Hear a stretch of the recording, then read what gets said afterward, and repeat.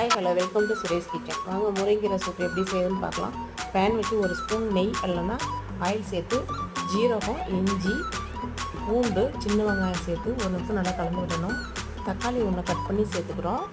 அரை டம்ளர் பாசிப்பருப்பு இதோட சேர்த்து ஒரு நிமிஷம் நல்லா கலந்து விட்டு மஞ்சள் தூள், சால்ட்டு சேர்த்து நல்லா கலரி ஒரு டம்ளர் தண்ணி ஆட் பண்ணி குக்கர் மூடியை போட்டு மூடி ஒரு விசில் வந்தோடனே எடுக்கிறோம்.